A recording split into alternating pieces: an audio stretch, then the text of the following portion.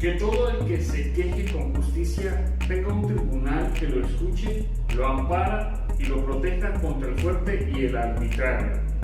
Frase célebre implantada por el autodenominado siervo de la nación, el generalísimo Morelos. ¿Qué tal?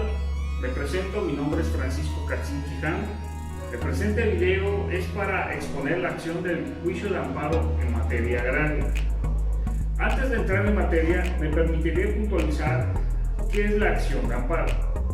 Pues bien, la acción de amparo es el derecho público subjetivo que incumbe al gobernado víctima del cual transgresión a alguna garantía individual cometida por cualquier autoridad estatal mediante una ley, un acto o aquel cuyo perjuicio tanto la autoridad federal como la local por conducto de un acto concreto o por la expedición de una ley hayan restringido sus respectivas competencias.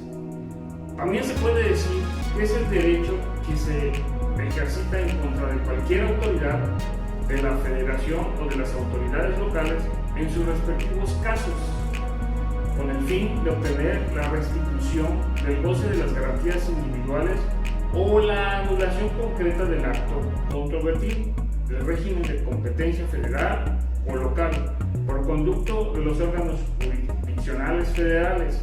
Es decir, el juicio de amparo tiene como finalidad la protección de las garantías individuales del gobernado y el régimen competencial existente entre las autoridades federales y de los estados.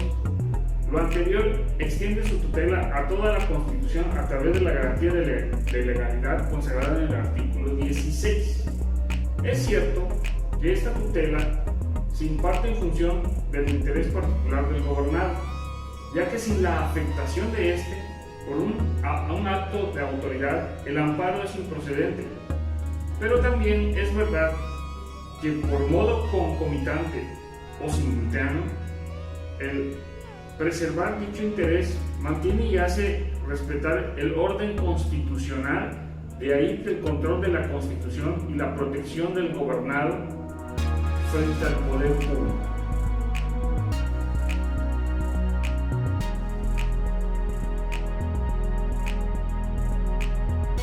En este sentido, el juicio de amparo es el medio de defensa que tiene todo ciudadano cuando se vulneran algunas de sus garantías, ya sea individuales o sociales, siendo el que se encargue de proteger en estricto sentido a los núcleos de población ejidales o comunales, a los ejidatarios o comuneros respectivamente.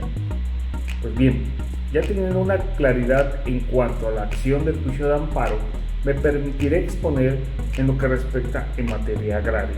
El artículo 212 de la regla reglamentaria de los artículos 103 y 107 de la Constitución Política de los Estados Unidos Mexicanos establece tres supuestos por el cual procede el juicio de amparo. La primera es aquella en que se reclamen actos que tengan o puedan tener como consecuencias privar de la propiedad o de la posesión y disfrute de las tierras, aguas, pastos y montes a los ejidos o núcleos de población. La segunda es cuando los actos reclamados afecten o puedan afectar otros derechos agrarios de las entidades o individuales a que se refiere la fracción anterior, que se configuren como quejosos o como terceros perjudicados. Y la tercera es aquella en que la consecuencia sea no reconocerles o afectarles en cualquier forma derechos que hayan demandado ante autoridades quienes los hayan hecho valer como aspirantes a ejidatarios o comuneros. Comúnmente las personas que tienen personalidad jurídica para interponer el amparo son los comisarios ejidales, el consejo de vigilancia o cualquier ejidatario o comunero. El término para interponer la demanda de juicio de amparo gravita en dos supuestos, de acuerdo a los artículos 217 y 218 de la ley en materia. En primer supuesto se establece un término indefinido cuando se promueva contra actos que tengan o puedan por efectos privar total o parcialmente, en forma temporal o definitiva, de la propiedad, posesión o disfrute de sus derechos agrarios a un núcleo de población sujeto al régimen ejidal o comunal. El segundo supuesto tiene un término de 30 días cuando se promueva contra actos que causen perjuicio a los derechos individuales de ejidatarios o comuneros, sin afectar los derechos y el régimen jurídico del núcleo de población a que pertenezcan. Pues bien, ya presentada la demanda de amparo ante las autoridades constitucionales, el juzgador emitirá un acuerdo que se notificará a las partes, en el cual establecerá si se admite o desecha la demanda. Asimismo, se pronunciará sobre la suspensión. Si es admitida, notificará a las autoridades responsables para su inmediato cumplimiento. Del mismo modo, en el referido acuerdo se establecerá la fecha de la audiencia constitucional, la resolución que recaigan los recursos y si por alguna razón el juez de distrito determine por algún riesgo que afecte los intereses de los núcleos de población o de los ejidatarios. Cabe señalar que a diferencia de otras materias, si el quejoso no anexa las copias de la demanda de amparo para las partes, el tribunal lo subsanará. En cuanto al informe justificado, deberá rendir la autoridad responsable dentro de un término de 10 días para remitirlo al juzgado. Este término está supeditado a criterio del juzgador, ya que puede otorgar un plazo por igual. En el referido informe, la autoridad responsable anexará una copia certificada de todos los documentos que se aportaron en el juicio inicial, así como el de la resolución emitida. Si la autoridad responsable no lo realizó, tiene como castigo una multa económica, como son de 20 a 120 días de salarios. En caso de que sea omisa, la multa será duplicando en cada nuevo requerimiento hasta obtener cumplimiento de esta obligación. Siguiendo en este orden, el informe que rendirá la autoridad responsable deberá contener 4 puntos importantes. Los informes justificados deberán expresar, primero, el nombre y domicilio del tercer perjudicado, si lo hay. 2. La declaración precisa respecto a si son o no son ciertos los actos reclamados. 3.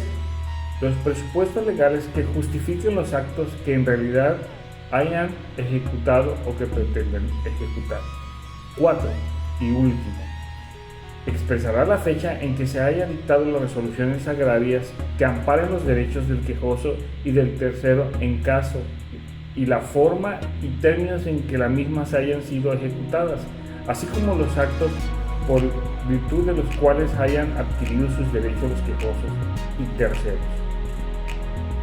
Otra de las circunstancias que goza el juicio de amparo en materia agraria es la acción que tiene la autoridad constitucional para recabar y admitir nuevas pruebas que operen o beneficien a los quejosos, resolviendo con mayor beneficio a la constitucionalidad del acto reclamado. Además de lo anterior, la suspensión que podría los quejosos no alcanzar garantía. Cabe señalar de paso que también tiene el quejoso a su favor la suplencia de la queja.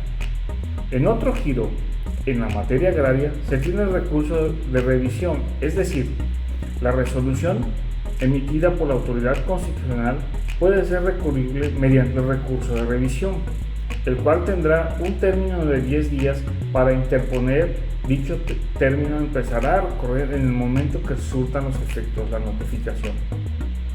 Para concluir, otro de los beneficios en este proceso constitucional es el Ministerio Público, ya que tiene un papel muy importante en virtud de ser árbitro para el cumplimiento de la sentencia en favor de los núcleos de población ejidal o comunal. Por mi parte, es todo. Gracias.